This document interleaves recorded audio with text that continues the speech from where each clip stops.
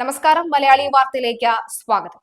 രാഹുൽ മാങ്കൂട്ടത്തിനെതിരെ പീഡന പരാതി നൽകിയ യുവതിയെ അധിക്ഷേപിച്ച സംഭവത്തിൽ അറസ്റ്റിലായ രാഹുൽ ഈശ്വറുമായി പോലീസിന്റെ തെളിവെടുപ്പ് തുടരുന്നു. രാഹുൽ ഈശ്വറിന്റെ ലാപ്ടോപ്പ് കണ്ടെത്താൻ വേണ്ടി പൗടിക്കോണത്തുള്ള രാഹുലിന്റെ വീട്ടിൽ പോലീസ് എത്തി. പോലീസ് വാഹനത്തിൽ വെച്ച് തന്നെ ലാപ്ടോപ്പ് എടുക്കാൻ വീട്ടിലേക്ക് കൊണ്ടുപോവുകയാണ് എന്ന് രാഹുൽ അലറി വിളിച്ചുകൊണ്ടാണ് പറഞ്ഞത്.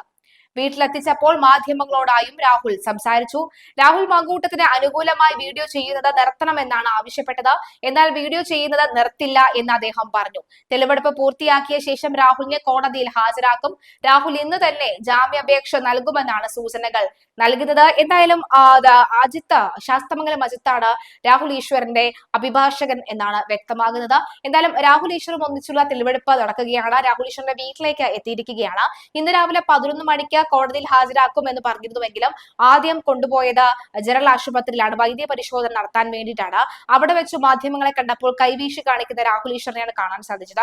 പിന്നെ അവിടെ നിന്ന് ഈ കോടതിയിലേക്കാണ് കൊണ്ടുപോകുന്നത് എന്ന് പറഞ്ഞപ്പോൾ, എന്നാൽ അവിടെയല്ല, കോടതിയിലേക്കല്ല കൊണ്ടുപോയത്, മറിച്ച് നേരെ പൗടിക്കോണത്തുള്ള ഈ വീട്ടിലേക്കാണ് കൊണ്ടുവന്നത്. രാഹുൽ ഈശ്വറിനെ കൊണ്ടുവന്നപ്പോൾ രാഹുൽ ഈശ്വറിന്റെ മകൻ അവിടെ ഉണ്ടായിരുന്നു. 2 ആൺമക്കളാണ് രാഹുൽ ഈശ്വറിനുള്ളത്. രാഹുൽ ഈശ്വറിന്റെ മൂത്ത മകനും രാഹുൽ ഈശ്വറിന്റെ ഭാര്യയുമാണ് അവിടെ ഉണ്ടായിരുന്നത്.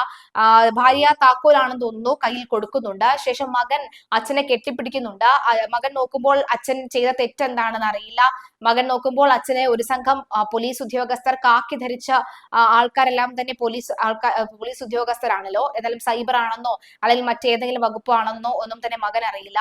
എന്തായാലും രാഹുൽ മാങ്കൂട്ടത്തിന് വേണ്ടി സംസാരിക്കരുത് എന്ന് പറഞ്ഞുകൊണ്ടാണ് രാഹുൽ ഈശ്വറിനെ വീഡിയോ ഇനി ചെയ്യിക്കരുത് എന്ന് പറയുകയാണ്. എന്നാൽ രാഹുൽ ഈശ്വർ പറയുന്നത് ഞാൻ മാങ്കൂട്ടത്തിന് വേണ്ടി വീഡിയോ ചെയ്യും എന്ന് കൃത്യമായി പറയുകയാണ്. എന്തായാലും രാഹുൽ ഈശ്വരൻ വീട്ടിലേക്ക് കൊണ്ടുവന്ന രാഹുൽ ഒളിപ്പിച്ചു വെച്ച ആ ലാപ്ടോപ്പ് ഇപ്പോൾ എടുത്തു കൊടുക്കുകയാണ്. ദീപ രാഹുൽ ഈശ്വർ കൃത്യമായി തന്നെ വീട്ടിൽ ഉണ്ട്. അവർ കൃത്യമായി തന്നെ രാഹുലിന് വേണ്ടിയുള്ള നീക്കങ്ങൾ നടത്തുന്നുണ്ടെന്നാണ് വ്യക്തമാകുന്നത്. ഏതായാലും കഴിഞ്ഞ ദിവസം പോലീസ് രാഹുലിനെ കസ്റ്റഡിയിൽ എടുക്കാൻ പൗടിക്കോണത്തെ വീട്ടിലെത്തിയപ്പോൾ ലാപ്ടോപ്പ് ഓഫീസിലാണെന്നാണ് രാഹുൽ പറഞ്ഞത്. രാഹുൽ വീഡിയോ ചിത്രീകരിക്കുന്നതിന് ഇടയിലായിരുന്നു പോലീസ് എത്തിയത്. എങ്ങോട്ടാണ് തന്നെ കൊണ്ടുപോകുന്നത് എന്നും 7 മണിക്കുള്ള ചർച്ചയ്ക്ക് മുമ്പ് എത്താൻ സാധിക്കുമോ എന്നും രാഹുൽ ചോദിക്കുന്നത് വീഡിയോയിൽ കാണാമായിരുന്നു. തുടർന്ന് രാഹുൽ മുറിയിലെത്തി ലാപ്ടോപ്പ് ഒളിപ്പിക്കുകയും ഇക്കാര്യം വീഡിയോയിൽ പറയുകയും ചെയ്തിട്ടുണ്ട്.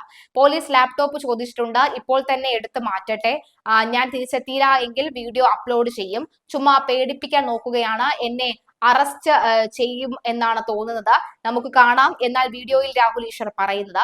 തുടർന്ന് പോലീസ് കസ്റ്റഡിയിൽ എടുത്ത രാഹുലിനെ പോലീസ് മണിക്കൂറുകളോളം ചോദ്യം ചെയ്യുകയും തുടർന്ന് അറസ്റ്റ് രേഖപ്പെടുത്തുകയും ചെയ്തു. രാഹുൽ നേരത്തെ ചിത്രീകരിച്ച വീഡിയോ ഇതിനിടയിൽ പുറത്തു വരികയും ലാപ്ടോപ്പ് വീട്ടിൽ തന്നെ ആണ് ഉള്ളത് എന്ന് വ്യക്തമാക്കുകയും ചെയ്തു. തുടർന്നാണ് ഒളിപ്പിച്ച ലാപ്ടോപ്പ് കസ്റ്റഡിയിൽ എടുക്കുന്നതിനായി പോലീസ് രാഹുലുമായി വീട്ടിൽ എത്തിയത്. തന്നെ പ്രതിയാക്കി സൈബർ അതിക്രമ പരാതി നൽകിയതിൽ കോൺഗ്രസ് നേതാവ് മുൻകൂർ ജാമ്യാപേക്ഷ നൽകി സന്ദീപ് വാര്യരും. കോൺഗ്രസിലെ 4ാം പ്രതിയായ സന്ദീപ് ശാസ്തമംഗലം കുമാർ വഴി മുൻകൂർ ജാമ്യാപേക്ഷ സമർപ്പിക്കുമെന്നാണ് വിവരം. രാഹുൽ മാങ്കൂട്ടത്തിലെ MLA-ക്കെതിരെ പരാതി നൽകിയ യുവതിക്കെതിരെ വ്യാപകമായ സൈബർ ആക്രമണമാണ് നേരിടുന്നത്. ഇതുമായി ബന്ധപ്പെട്ട ശക്തമായ നടപടിയാണ് പോലീസ് സ്വീകരിച്ചു വരുന്നത്. യുവതിക്കെതിരെ സൈബർ ആക്രമണം നടത്തുന്ന പ്രൊഫൈലുകൾ സൈബർ പോലീസിന്റെ നിരീക്ഷണത്തിലാണ് ഉള്ളത്. കഴിഞ്ഞ ദിവസം 5 പേർക്കെതിരെ കേസെടുത്തിരുന്നു. അതിനാൽ 4ാം പ്രതിയാണ് സന്ദീപ് വാര്യർ. കേസിൽ 5ാം പ്രതിയാണ് രാഹുൽ ഈശ്വർ. യുവതിയെ തിരിച്ചറിയാൻ കഴിയുന്ന തരം പരാമർശം യൂട്യൂബ് വീഡിയോയിലൂടെ നടത്തിയെന്ന പരാതിയുടെ അടിസ്ഥാനത്തിലാണ് രാഹുൽ ഈശ്വറിനെ പ്രതിയാക്കി കേസ് രജിസ്റ്റർ ചെയ്തത്. സന്ദീപ് വാര്യർ തന്റെ സമൂഹ മാധ്യമ പേജിൽ ഉൾപ്പെടുത്തിയിരിക്കുന്ന പരാമർശം ചൂണ്ടിക്കാട്ടിയായിരുന്നു രാഹുലിന്റെ പോസ്റ്റ്. എന്നാൽ പരാതിക്കാരിയുടെ ഐഡന്റിറ്റി വെളിപ്പെടുത്തുന്ന തരത്തിൽ ഒരു പരാമർശവും തന്റെ ഭാഗത്ത് നിന്ന് ഉണ്ടായിട്ടില്ലെന്ന് സന്ദീപ് വാര്യർ ഫേസ്ബുക്കിലൂടെ പിന്നീട് വിശദീകരിച്ചു. പരാതിക്കാരുടെ ഐഡന്റിറ്റി വെളിപ്പെടുത്തിയത് DYFI ആണ് എന്നും ആരോപിച്ചിരുന്നു. അതിജീവിതക്കെതിരായ രഞ്ജിത പുളിക്കന്റെയും ദീപ ജോസഫിന്റെയും ഫേസ്ബുക്ക് കുറിപ്പുകളാണ് അവരെ പ്രതികളാക്കുന്നതിന് കാരണമായത്.